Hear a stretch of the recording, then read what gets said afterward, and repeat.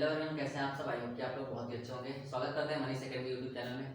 तो आज की केमिस्ट्री का सेकंड लेक्चर है, ठीक है। फर्स्ट लेक्चर में हम लोगों ने पढ़ा था परमाणु भार और अणु भार, ठीक है। अब आज के जो सेकंड लेक्चर है इसमें हम पढ़ेंगे दो तीन टॉपिक, ठीक है। जिसमें पहला हमारा है इलेक्ट्रॉनिक विन्यास, यानी किसी भी तत्व का इलेक्ट्रॉनिक विन्यास हम कैसे निकालते हैं, इस टॉपिक में पढ़ेंगे, ठीक है। दूसरा पढ़ेंगे संयोजकता,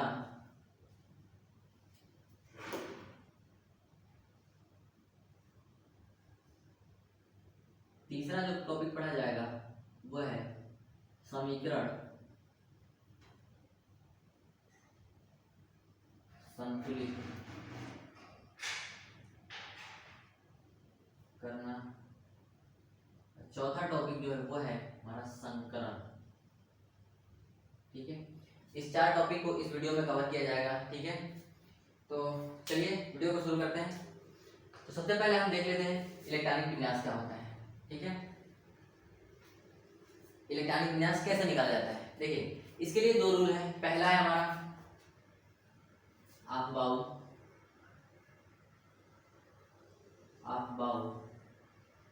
का नियम, दूसरा जो है हमारा वो है बोर-बरी, ठीक है। तो हम लोग क्या करेंगे, अफबाउ के नियम पढ़ते पढ़ते बोर-बरी का नियम पढ़ेंगे, ठीक है। तो अफबाउ का नियम होता क्या है, देखिए अफबाउ ने जो रूल दिया वो किस बेसिस पे दिया, ऑर्बिटलों के बेसिस पे दिया, ठीक है। जैसे एस, पी, डी और एल, यानी ये चारों क्या है हमारे ऑर्बिटल है, ठीक है। ये है ऑर्बिटल, ऑर्बिटल है। इसको हम कह सकते हैं उपकोष भी कहा जाता है, उपकोष, ठीक है। यानी अफबाउ के नियम से हम क्या करेंगे, किसी भी ऑर्बिटलों में कितने इलेक्ट्रॉन भरे जा सकते हैं, ठीक है। इस नियम के द्वारा हम पढ़ेंगे, ठीक है। देखिए एस जो है, एस में मैक्सिमम कितने इलेक्ट्रॉन हो सकते हैं, 2 इलेक्ट्रॉन हो सकते हैं, ठीक है। मैक्सिमम की बात की जाए 2 इलेक्ट्रॉन हो सकते हैं, मिनिमम की बात की जाए तो 0 भी हो सकते हैं और 1 भी हो सकते हैं, ठीक है। इसी तरीके से पी की बात की जाए तो पी में कितने होते हैं, 6 इलेक्ट्रॉन होते हैं, ठीक है। डी की बात की जाए तो डी में कितने होते हैं, 10 इलेक्ट्रॉन होते हैं। और एफ की बात की जाए तो एफ में 14 इलेक्ट्रॉन होते हैं। क्यों होते हैं, देखिए एस के पास कितने ऑर्बिटल होते हैं, सिंगल ऑर्बिटल होता है, ठीक है। एक ऑर्बिटल में कितने इलेक्ट्रॉन भरे जा सकते हैं, यानी डबल इलेक्ट्रॉन भरे जा सकते हैं, मैक्सिमम डबल इलेक्ट्रॉन भरे जा सकते हैं। ये मैक्सिमम के अलावा सिंगल भी भरा जा सकता है, ठीक है। और इलेक्ट्रॉन नहीं है तो खाली भी रह सकता है। तो इस एस जो ऑर्बिटल होता है उसके पास कितने ऑर्बिटल होते हैं, एक ऑर्बिटल होता है, ठीक है। इसी तरीके से पी की बात की जाए तो पी के पास जो होता है 3 ऑर्बिटल होता है, ठीक है। 3 ऑर्बिटल होता है। तो एक ऑर्बिटल में मैक्सिमम कितने इलेक्ट्रॉन भर सकते हैं, 2। तो यहाँ पे 3 ऑर्बिटल है तो मैक्सिमम कितने इलेक्ट्रॉन भर सकते हैं, 6 इलेक्ट्रॉन भर सकते हैं, ठीक है। इसके बाद आता है डी, ठीक है। तो डी में कितने ऑर्बिटल होते हैं, 5 ऑर्बिटल होते हैं, ठीक है। 5 ऑर्बिटल होते हैं। अब इसमें कितने मैक्सिमम इलेक्ट्रॉन भरे जा सकते हैं, अगर भरा जाए तो पहले सिंगल सिंगल भरते हैं, ठीक है। इस चीज को ध्यान रखिएगा कि कभी भी ऑर्बिटलों में इलेक्ट्रॉनों को भरा जाता है तो पहले सबसे पहले क्या करते हैं, सिंगल सिंगल इलेक्ट्रॉन भरते हैं। ऐसा नहीं कि आप यहाँ से डबल बनाना शुरू कर दिए, ऐसा नहीं होता। पहले सिंगल सिंगल इलेक्ट्रॉन भरेंगे, उसके बाद क्या होगा, डबल इलेक्ट्रॉन भरना प्रारंभ होगा, ठीक है। इस तरीके से तो एक ऑर्बिटल में बताया कि एक ऑर्बिटल में मैक्सिमम कितने इलेक्ट्रॉन हो सकते हैं, 2 इलेक्ट्रॉन हो सकते हैं। इस तरीके से इसके पास 5 ऑर्बिटल है तो इसमें कितने इलेक्ट्रॉन हो सकते हैं, 10 इलेक्ट्रॉन होंगे, ठीक है। इस तरीके से आता है एफ का, एफ में कितने ऑर्बिटल होते हैं, 7 ऑर्बिटल होते हैं, ठीक है। 1 2 3 4 5 6 और 1 7, ठीक है। तो मैक्सिमम इसमें कितने इलेक्ट्रॉन भर सकते हैं, 14 इलेक्ट्रॉन भरे जा सकते हैं। अब देखिए इलेक्ट्रॉनिक विन्यास निकाला कैसे जाता है, ठीक है। यानी कोई एलिमेंट हमारे पास है, जैसे कोई भी तत्व है जिसका परमाणु क्रमांक आपको पता है, ठीक है। जैसे मान लेते हैं ऑक्सीजन है, ऑक्सीजन का परमाणु क्रमांक 8 है, तो इसका इलेक्ट्रॉनिक विन्यास कैसे किया जाएगा, इसके लिए एक रूल है, ठीक है। उसको हम देख लेते हैं। सबसे पहले क्या करते हैं, हम यहाँ पे नंबरिंग कर लेते हैं, 1 2 3 4 5 और 6 और ये 7। उसके बाद क्या करते हैं, यहाँ पे लिखते हैं एस, ठीक है। उसके बाद यहाँ पे लिखते हैं एस पी, उसके बाद एस पी डी, उसके बाद एस पी डी और एफ, उसके बाद लिखते हैं एस पी डी और एफ, उसके बाद है एस और पी, ठीक है। एस पी और डी, ठीक है। उसके बाद आता है एस पी। देखिए यहाँ से कैसे हुआ, यानी इसमें पहला एस चला, उसके बाद एस पी चला, उसके बाद एस पी डी, फिर उसके बाद एस पी डी एफ, फिर SPDF, यानी फिर यहाँ से फिर अपोजिट आ रहा है, ठीक है, यानी कि उल्टा आ रहा है, ठीक है, SPD और F। उसके बाद एक कम हुआ, यानी F ऑर्बिटल यहाँ से खत्म हो गया, तो ये आ गया SPD। अब यहाँ से अब इस वाले आवर्त में ये क्या होगा, D भी खत्म हो जाएगा, तो ये बचेगा SP। अब आप कहोगे कि ये S ही केवल क्यों है, यहाँ पे 8वां ऑर्बिट डाल के केवल S क्यों नहीं किया गया, तो यहीं तक जो आवर्त हमारा है वो कहाँ तक है, केवल 7 तक ही आवर्त है, ठीक है। अब देखते हैं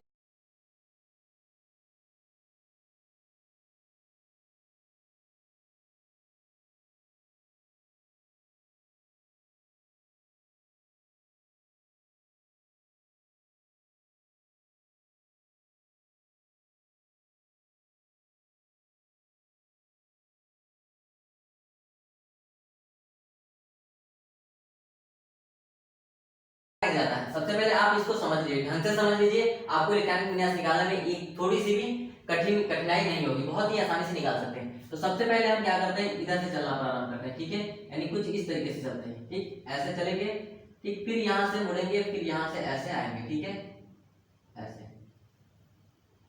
फिगर को थोड़ा ध्यान से समझिएगा, ठीक है।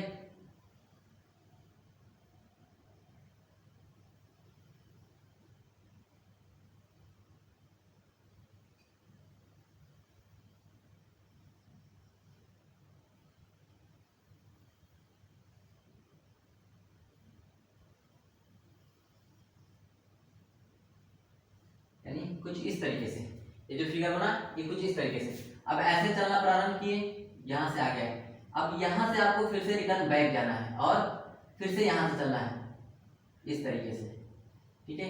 इस फिगर को ध्यान में रखिएगा।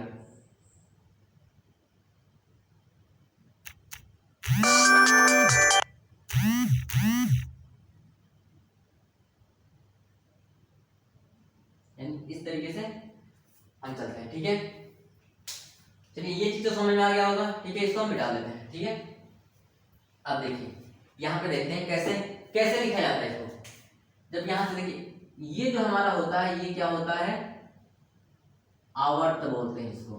ये जो होता है हमारा क्या होता है,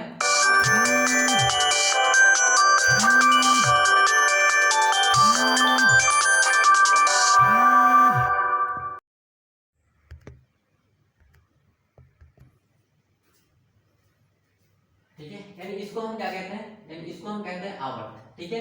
यानी 1 2 3 4 5 6 7 8 इसको हम कहते हैं आवर्त, या फिर इसको कहते हैं कोस, ठीक है, कोस, इसे एन से लिखते हैं, ठीक है। ये होता है हमारा कोस, या फिर कह सकते हो आवर्त। अब इसको लिखते कैसे, देखिए ऐसे चलना प्रारंभ करेंगे, सॉरी यहाँ से ऐसे चलना प्रारंभ करेंगे, ठीक है। यहाँ पे एक चीज छूट गया, इस चीज को ध्यान रखिएगा, ठीक है। यानी ये फर्स्ट आवर्त है, तो यहाँ पे हम 1 कर लेंगे, ये सेकेंड आवर्त है, ये सेकेंड, और ये भी हो जाएगा सेकेंड। ये थर्ड आवर्त है, तो ये भी थर्ड हो जाएगा, और ये भी थर्ड हो जाएगा, ये भी थर्ड हो जाएगा, ठीक है। ये फोर्थ आवर्त है, यहाँ पे 4 हो जाएगा, यहाँ भी 4 हो जाएगा, यहाँ भी 4 हो जाएगा, और यहाँ पर भी 4 हो जाएगा, ठीक है। इसके बाद ये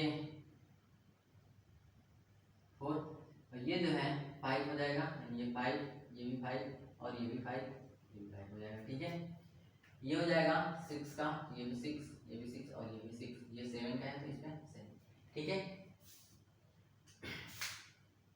अब देखिए यहाँ से हम चलना प्रारंभ करेंगे, ठीक है।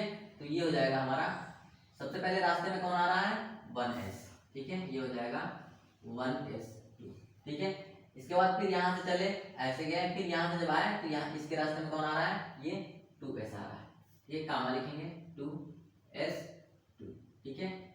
उसके बाद फिर यहाँ से चले, फिर यहाँ पे पहुंचे, तो यहाँ पे कौन आया, रास्ते में कौन आया, 2s, 2p6, ठीक है, यानी हो जाएगा 2p6।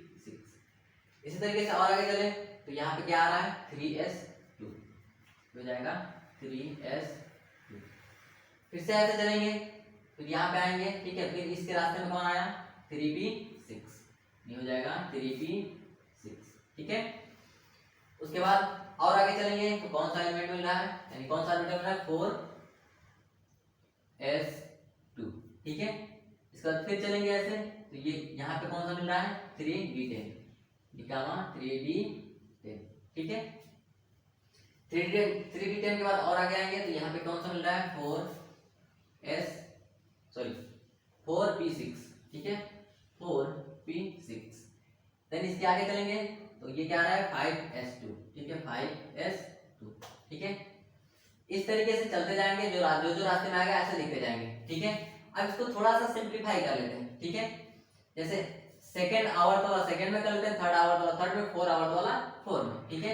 इसको हम थोड़ा सा सिंप्लीफाई करेंगे तो ये हो जाएगा 1s2, 2s2, 2p6 और 3s2, 3p और 3d वाला भी है, तो इसको एक साथ कर लेते हैं, ठीक है, कामा 3s2, 3p6, ठीक है, और कामा 3d10, ठीक है।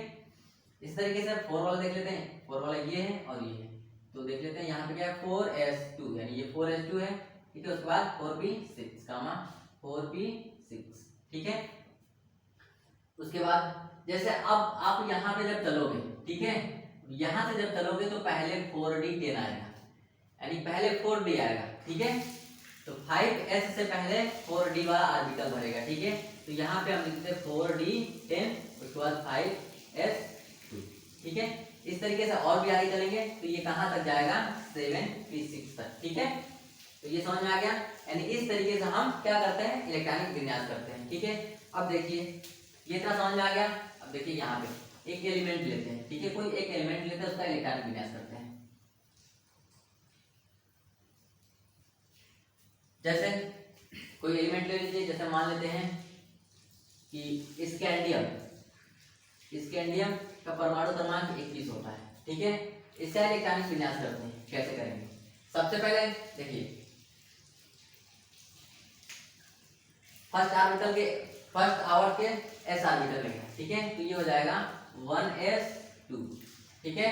उसके बाद 2s, 2p6, उसके बाद 3s2, p6 और d कितना है 10 है, d10, ठीक है। अब क्या करते हैं गिन लेते हैं कि इलेक्ट्रॉन क्या 21 इलेक्ट्रॉन हो गए कि नहीं हुए, ठीक है। तो ये 2 और ये 2, यानी 2 तो 4 6 10 2 12 6 18 10 28, यानी ज्यादा चला गया, ठीक है। तो अब क्या करेंगे डी के जो इलेक्ट्रॉन है इसको कम कर दिया जाएगा, ठीक है, यानी डी के जो इलेक्ट्रॉन है इसको कम कर दिया जाएगा। देखिए फिर से काउंटिंग करते हैं 2 2 4 और 4 6 10 2 12 6 18, कितने इलेक्ट्रॉन बचे, यानी कि 18 में 3 जोड़ते हैं तो हमारा कितना हो जाएगा 21 हो जाएगा। तो ये डी में कितने इलेक्ट्रॉन हो जाएंगे 3, ठीक है। यानी इस तरीके से इलेक्ट्रॉनिक विन्यास निकाला जाता है, ठीक है। ये चीज समझ में आ गया। अब देखिए बोर-बरी का रूल क्या है।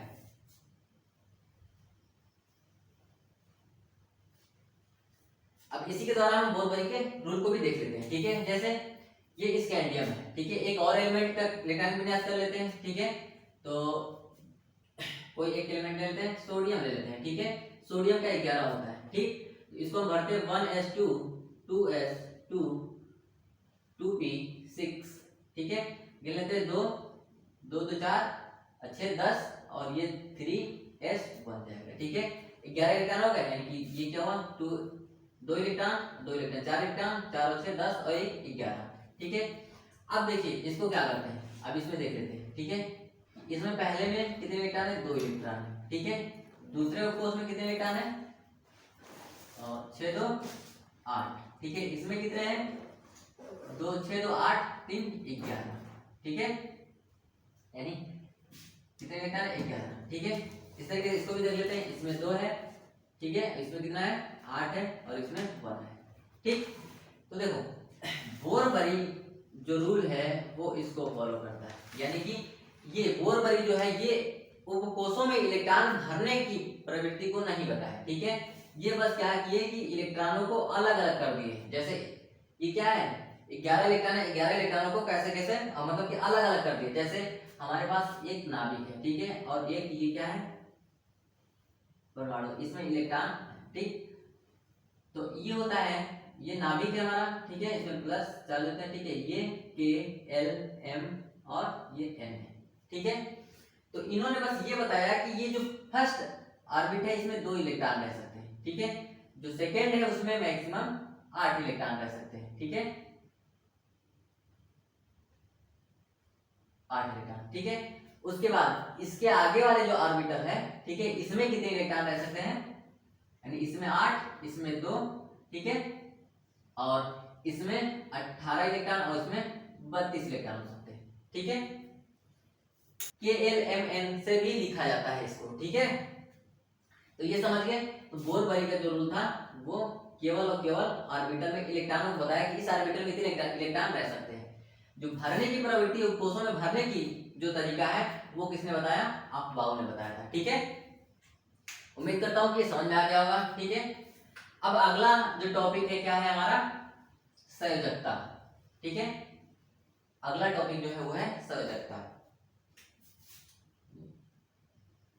संयोजकता। ठीक है, अब संयोजकता को कैसे निकाला जाता है? ठीक है, संयोजकता को कैसे निकालते हैं? देखिए, आप इलेक्ट्रॉनिक विन्यास करना जान गए, इलेक्ट्रॉनिक विन्यास करना जान गए होंगे तो आपको संयोजकता निकालने में कोई प्रॉब्लम नहीं होगी। ठीक है, तो कैसे निकालते हैं? देखिए यहाँ पे स्कैंडियम है। ठीक है, इसके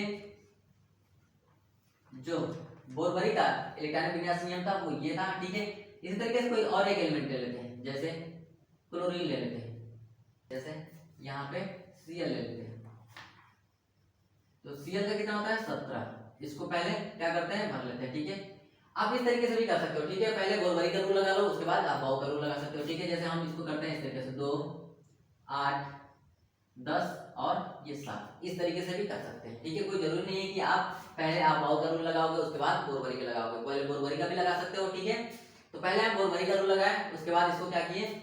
1s2 2s2 p6 और हो जाएगा 3s2 p5।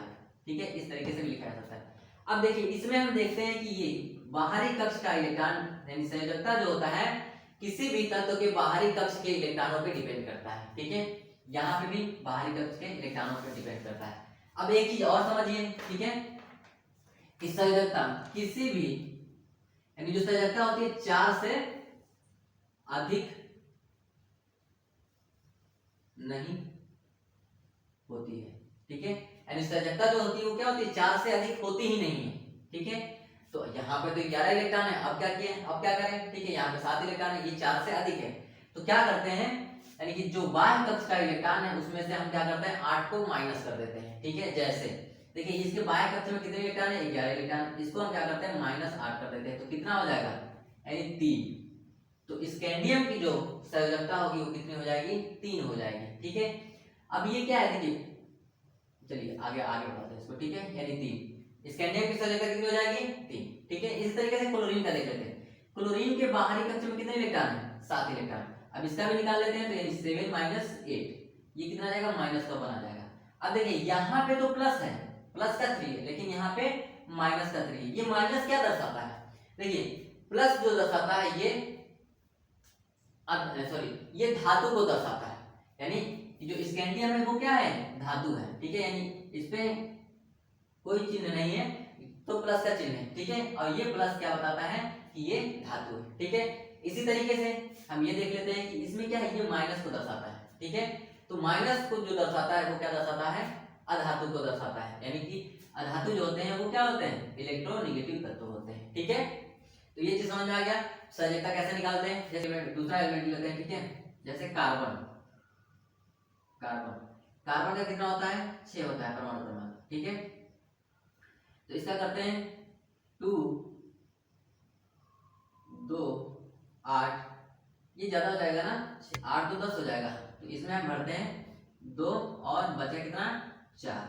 ठीक है, इसको भरते हैं 1s2 2s2p2। ठीक है, देखिए इसके बाहरी कक्ष में कितने इलेक्ट्रॉन है? 4 इलेक्ट्रॉन है।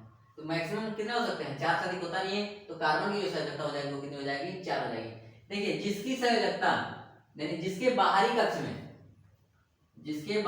में 8 इलेक्ट्रॉन होते हैं, ठीक है, उसकी संयोजकता क्या होती है? 0 होती है। ठीक है, यानी जिस एलिमेंट के बाहरी कक्ष में 8 इलेक्ट्रॉन होते हैं यानी ऑक्टेट कंप्लीट होता है, ठीक है, तो उसकी संयोजकता हमेशा क्या होती है? 0 होती है। वो तत्व किस में आते हैं? नोबेल गैसेस में आते हैं, यानी अक्रिय गैस में आते हैं। ठीक है, तो ये समझ गए, उम्मीद करता हूं कि ये समझ गए होंगे। ठीक है,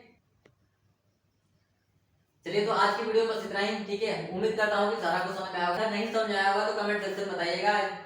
ठीक है, मैं कोशिश करूंगा समझाने की। ठीक है, बाकी आज की वीडियो बस इतना ही, क्योंकि वीडियो बहुत लॉन्ग हो जाएगा तो आप लोग बोर हो जाओगे। ठीक है, मिलते हैं कल के नेक्स्ट वीडियो में, ठीक है। कल के नेक्स्ट वीडियो में पढ़ेंगे, ठीक है। आगे का जो भी टॉपिक था उसको पढ़ा जाएगा, ठीक है। तो चलिए आज की वीडियो बस इतना ही, मिलते हैं नेक्स्ट वीडियो में, चलिए धन्यवाद।